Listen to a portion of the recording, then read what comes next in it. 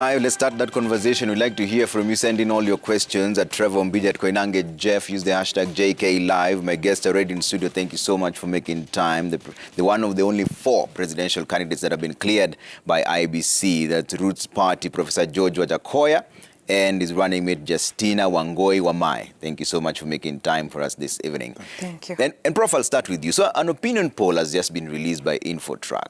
Raila Odinga 42%, William Ruto 38%, 20% of Kenyans undecided. The two of you don't show up in any of that ranking. I don't like that company. And when I become the president, if I will find out that it has violated the constitution of the people of Kenya by not really doing what the Kenyans want, I will send them packing. How would you send them packing just because you don't like them? That is a violation of their rights. It's a company that is fully organized, fully operational, has all their licenses. If you disagree with the company as a president, will you send them packing? Let me tell you this. I'm a lawyer of very high repute. And I don't just practice in Kenya only. I practice in the US. I practice in the UK.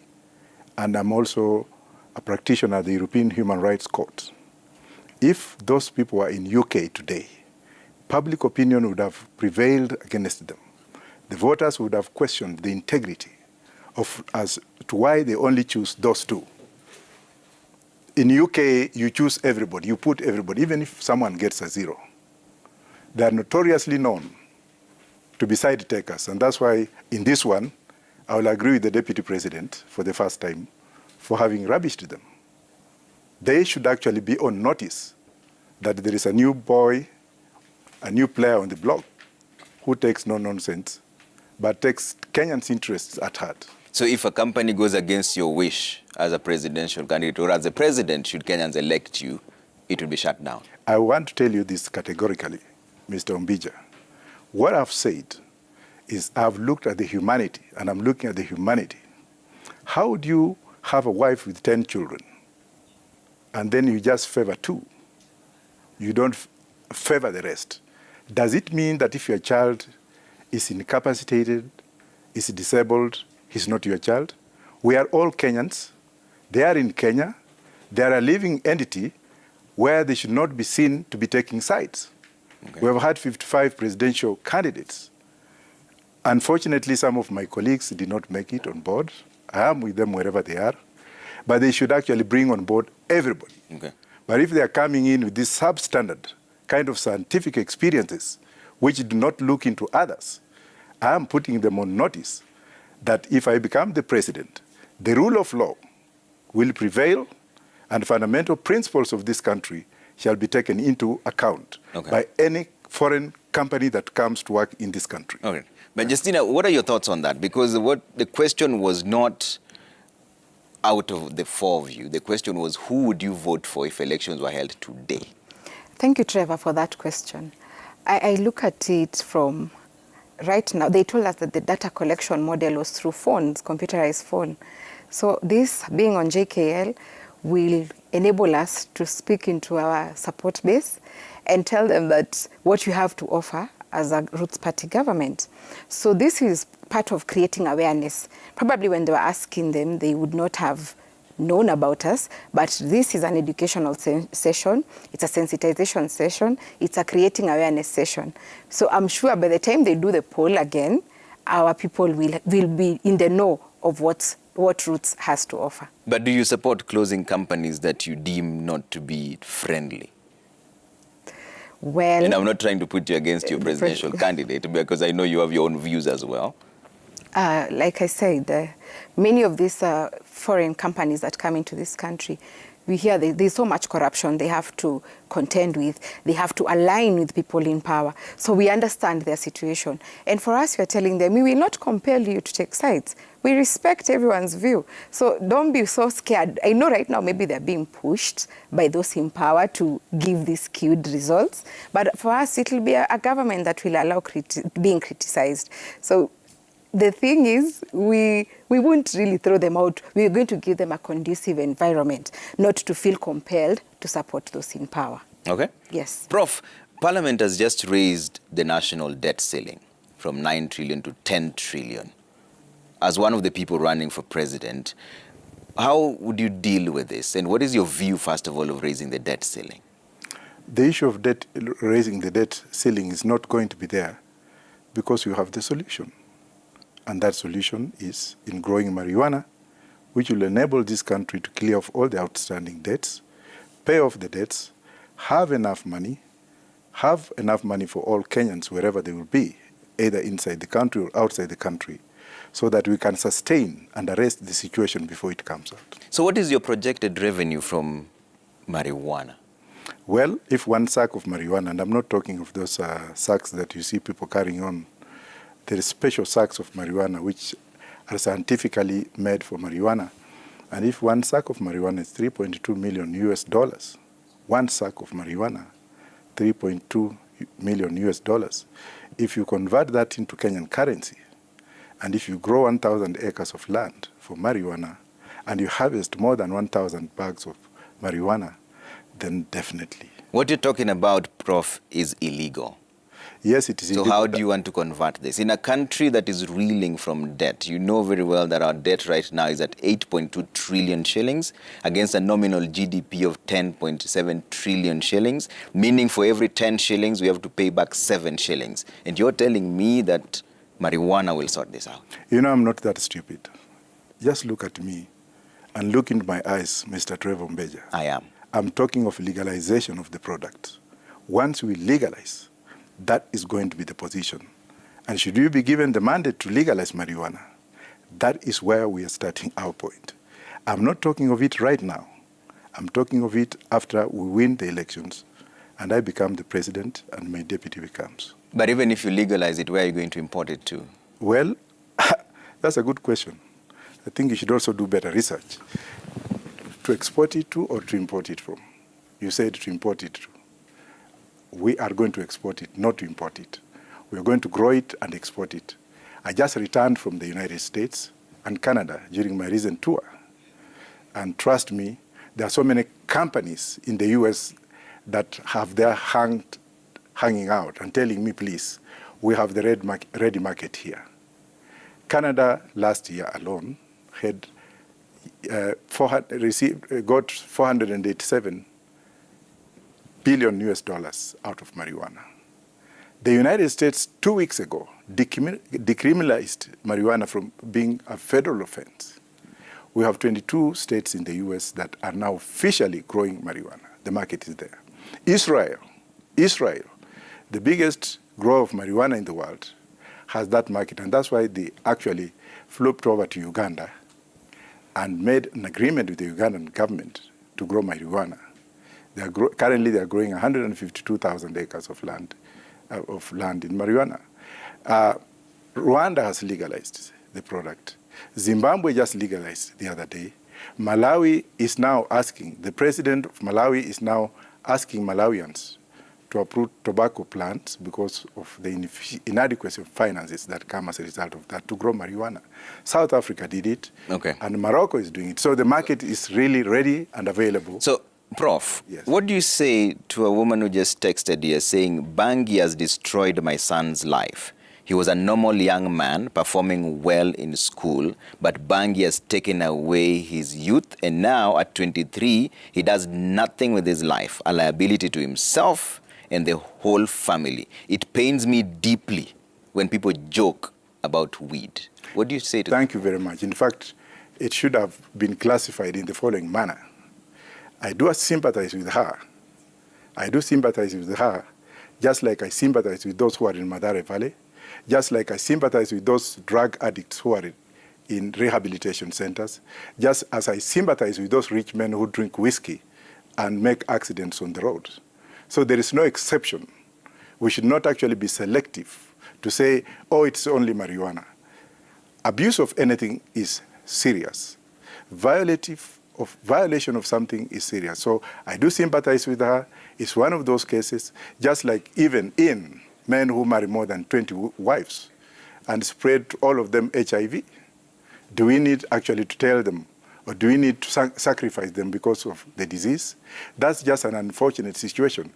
And because of classical war that we have, a class war that we have between the people who wear suits and those who do not wear suits, those who wear suits and make decisions from outside the country, copy and paste. Those who wear suits and go to some of these big religious places of worship, and I'm not saying every religious worship, they come up with this segmented and this instrumental kind of approach, okay, where they say, this is wrong, this is bad. Okay. I carry my child to school in the morning in a bus. Okay.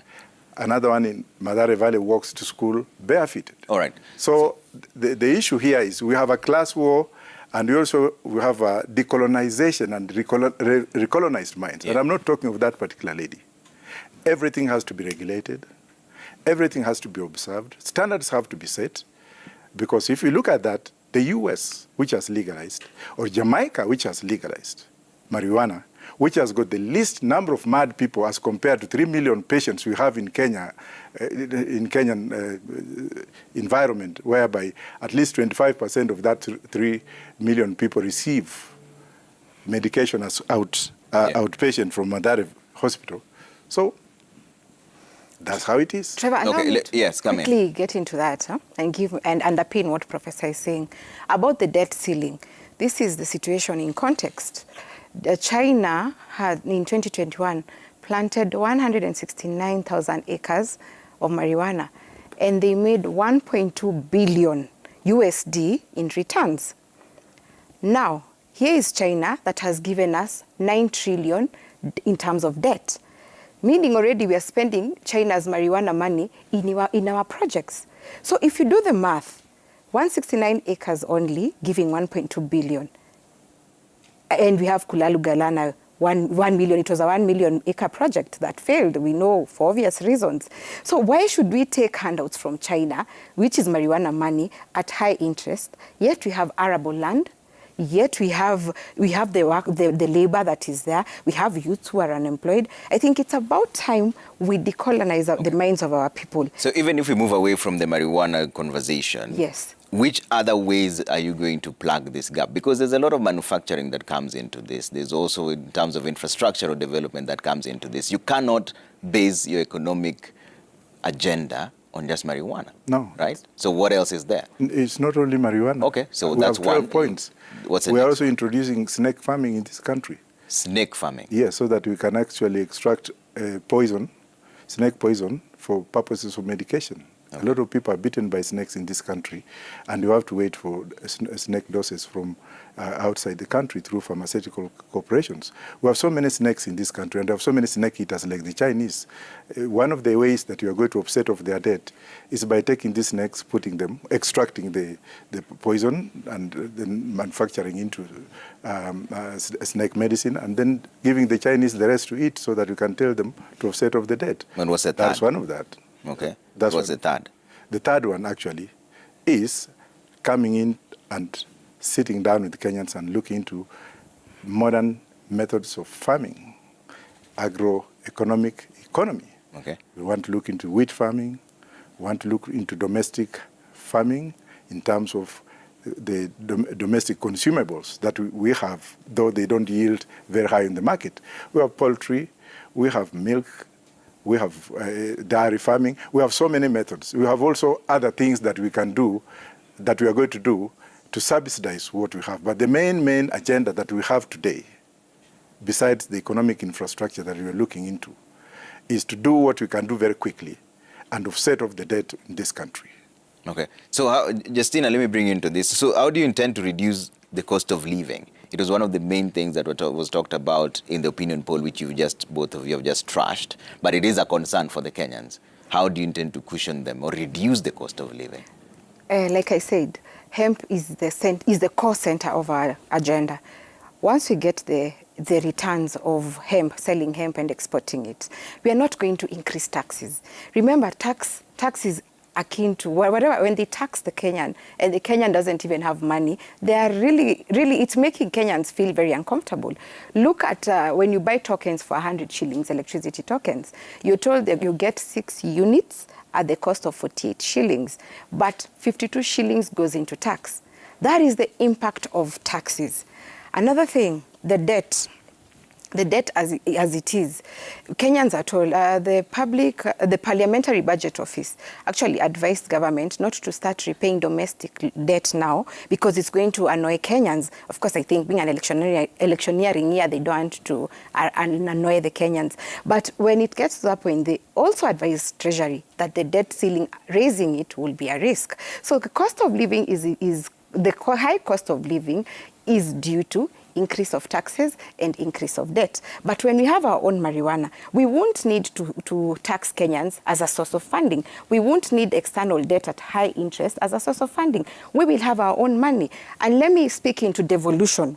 Devolution, as it is, they get 15% from the national government, which many times it doesn't reach 15%. Our idea as Roots government is to organize these counties back into the 8 provinces. Of course, this is a discussion you're going to have because we've said you're going to suspend the constitution, parts of it, for 6 months. The counties organize themselves into the former 8 provinces. If it's central, they decide whether they want a chief governor. It's up to them. But what we're saying, those counties in that particular region come together and say, we have brought this from Kiambu, we have brought this from Murang'a, we have brought this from Nyeri. They decide how they are going to appropriate their revenue. But then they keep their money and they plan for it. They can only give us 10% for administrative purposes because already national government will have its own income from exportation of industrial hemp. Actually, now we're calling it industrial hemp because we are focusing on the commercialization of it, aspect of it. So when we look at this marijuana thing and industrial hemp, it's speaking into very many aspects of our manifesto. We also have Roots Care. Roots Care says that as it is, because we'll have the money, we're explaining where we're going to get the money, we're going to give free medical care to the old, vulnerable, and pregnant women. But we go on and say that this money that is used in hospital, we can use it into other aspects when Kenyans are not sick. We don't want to lead a sick nation. So we are going to bring back the organic foods that we usually eat. Like right now, you see when you go into supermarkets, 2 liters of cooking oil goes for 851 shillings. Why don't we do away with that seed oil and use oil from the hemp? Because that is a product. You can use it. It is healthy. It's not going to bring metabolic diseases like cancer and diabetes and high blood pressure. So our manifesto, legalizing hemp, speaks into more of what you're going to do for this country. And let me tell you, Trevor, as it is, leadership and being in presidency has 2 aspects. It has the hard and the soft. The hard being legislations and regulations. Okay. But the soft aspect is about changing mindsets, changing attitudes. And when you speak into the minds and hearts of the Kenyans, where we know, we tell them we are not going to increase taxes, we are not going to increase debt, which results into high cost of living. I believe I speak for everyone. For example, look at our youth. And I'm going to give my life history. I'm 35 years. I graduated from Daystar in 2010, and I did a master's in JKUAT in 2014 in procurement. All those 2 advancements in education have been funded by my parents. I have never been employed because every time when you're a graduate, you're told, oh, get 5 years experience. Where is this graduate going to get a job? Where is he going to get the experience without the opportunity to work? Sadly, even getting internship, which is a requirement for graduation, is a challenge. So when we speak about industrializing this hemp, there is going to be manufacturing. We are going to create more opportunities for employment.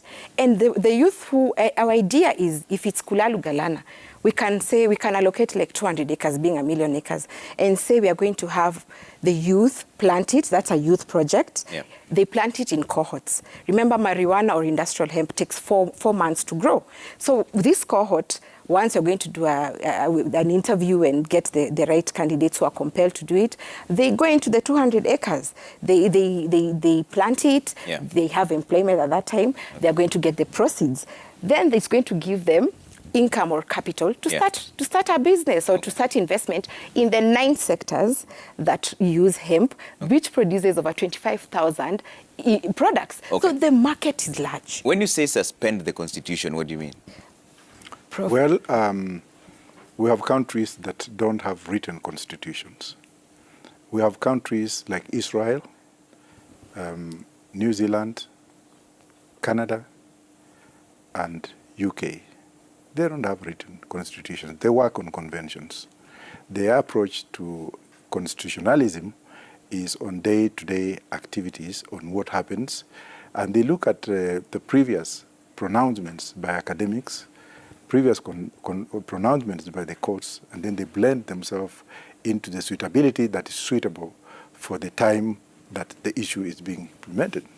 But Kenya has got a constitution of more than 264 pages, whereas as compared to the US, which has only a constitution of 8 pages, you'll find out that the US constitution has only been amended 14 times. And every time there is an amendment, there is also a consensus between people as to what happens, and the checking of what ought to be implemented goes under what we call the system applies very high scrutiny. And the person who wants an implementation, an amendment be done as per the Constitution must show legitimate expectation.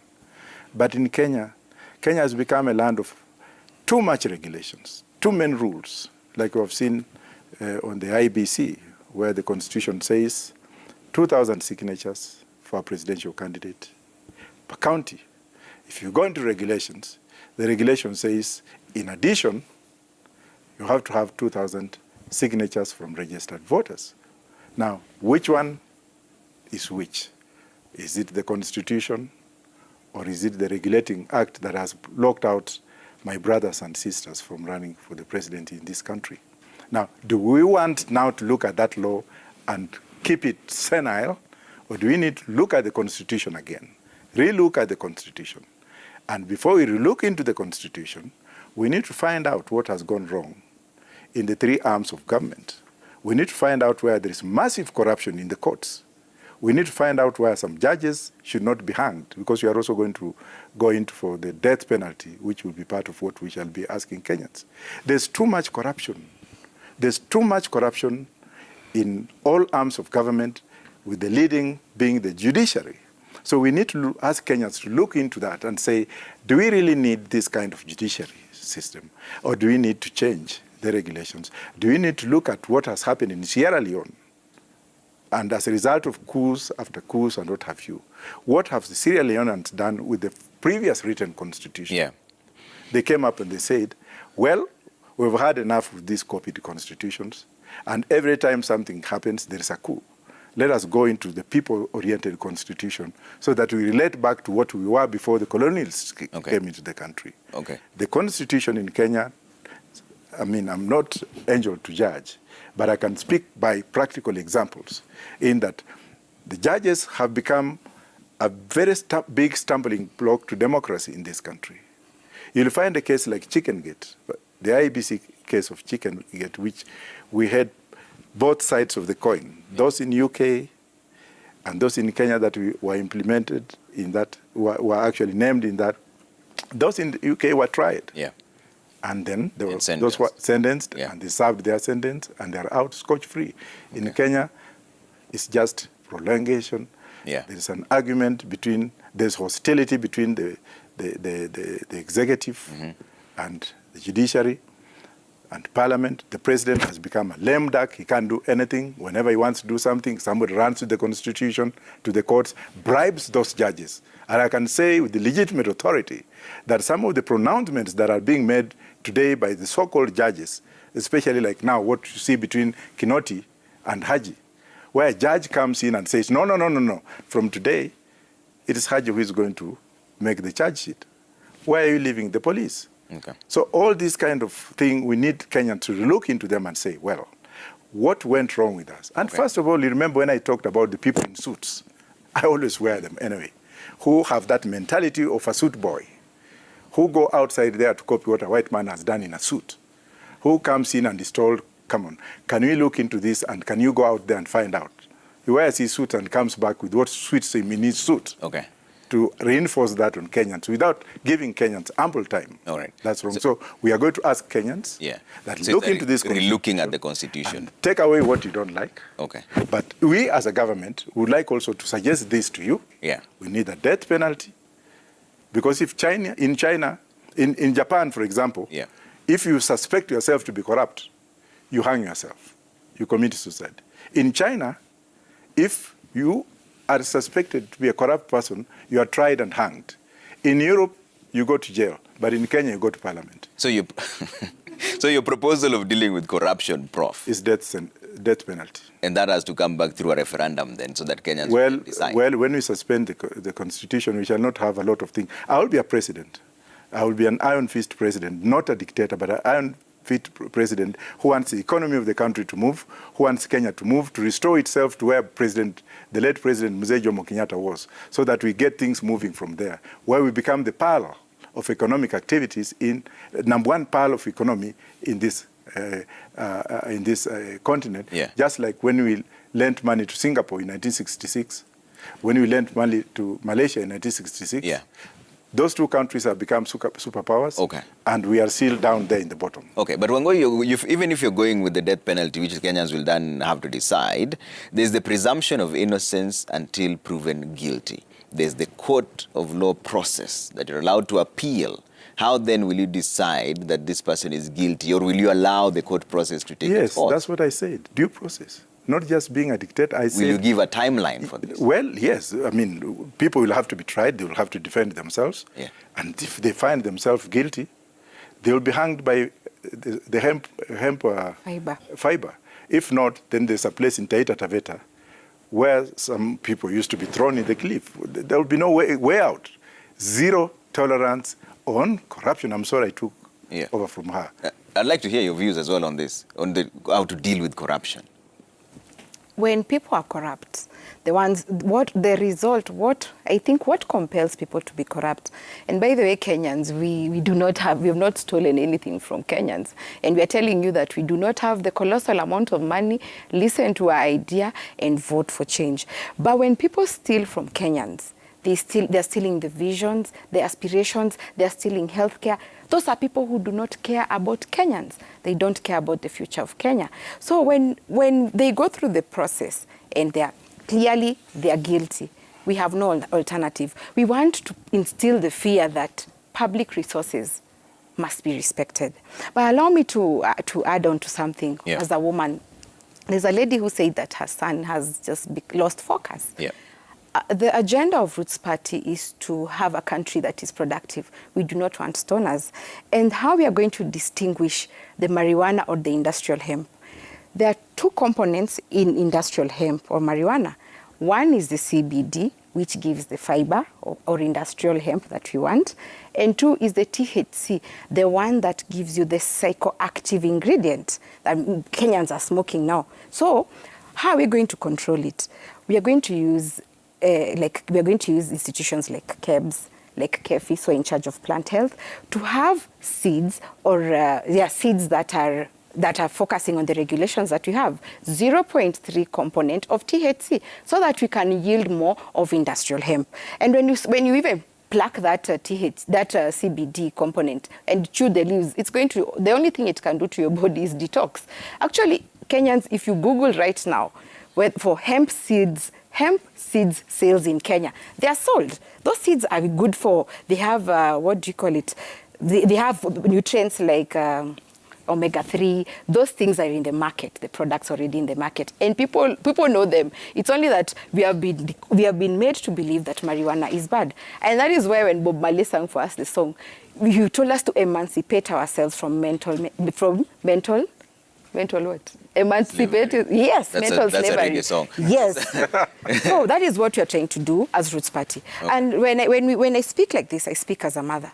I want the best for my children. So we are not out here to make Kenyans lose focus, but we are here to empower Kenyans. The real pesa mfukoni. Again, for women on our agenda. Yeah. Women are not homogeneous. We have baby girls, young mothers, single women. And one thing that is what we need as a factor of production in this is land. Many a times land is owned by men. This is Africa. But there are single women who own their own land. there was this boom that came that, yeah, buy land for speculative purposes, you're going to resell it.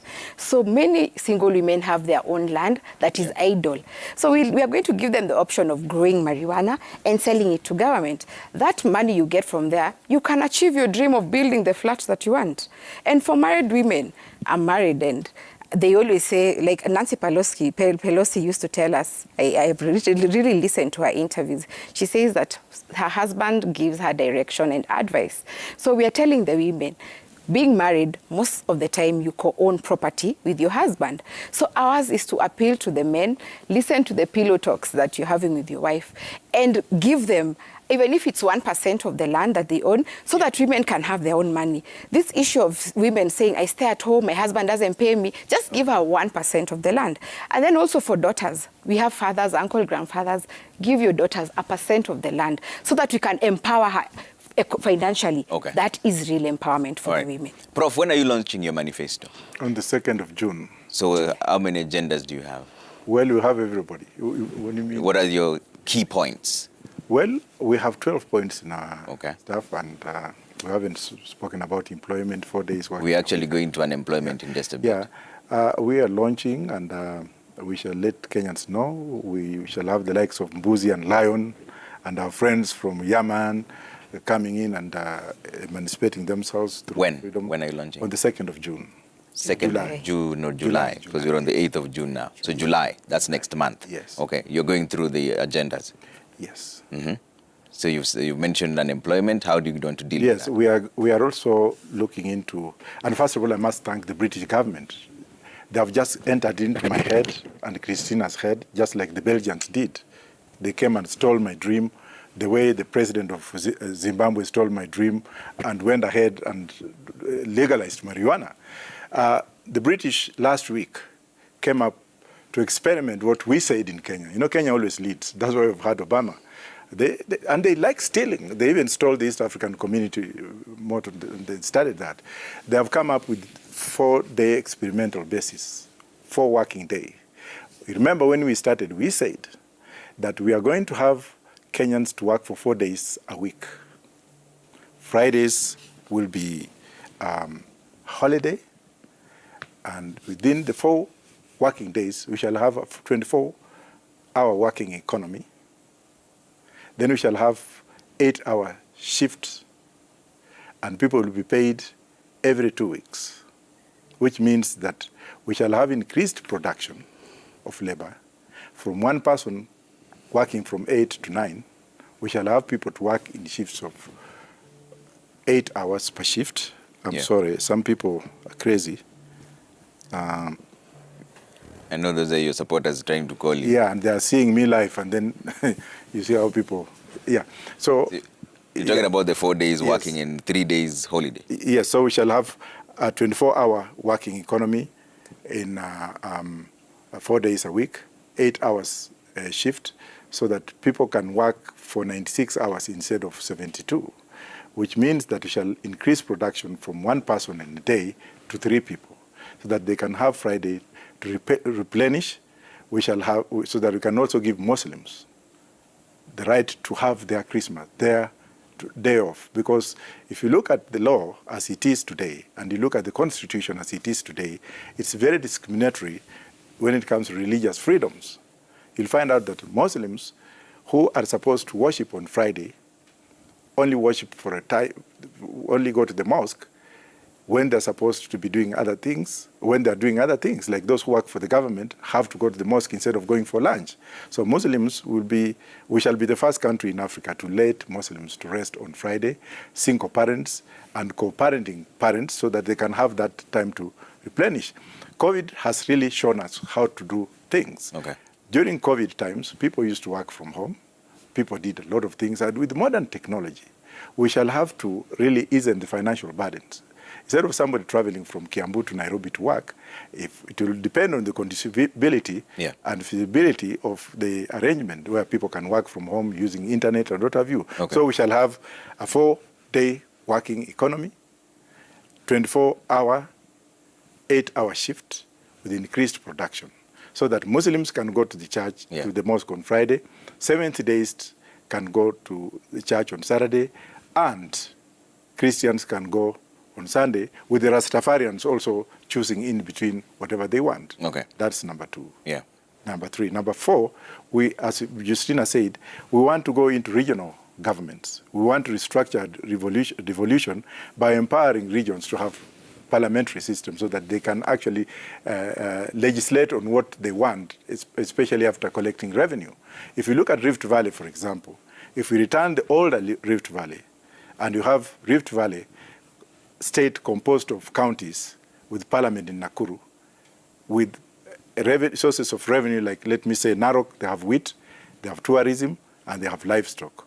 If you go to Nakuru, we have got agricultural farm outputs like potatoes and what have you, so that whatever is actually resourced from counties and sold, let the state government in Nakuru decide as to how much money they will appropriate for and inject back for economic development in their area, and then just give little to the federal government, which will be used to source out instrumentalities in terms of, like, for example, if there is a joining factor, a railway joining and passing through other states, which will be the prerogative of the federal government, let that money be used by the government to maintain those kind of infrastructures. Okay. In addition to that also, we want to depopulate Nairobi by probably also suggesting to Kenyans and moving the capital city to have a new administrative city in Isiolo, where you have very big, vast land where you can have development, so that we can leave Nairobi for industrial development. Tanzania has moved their administrative capital to Dodoma, as well as Nigeria moving to the Abuja. And devolution is taking place for economic purposes. Nairobi land is overburdened today.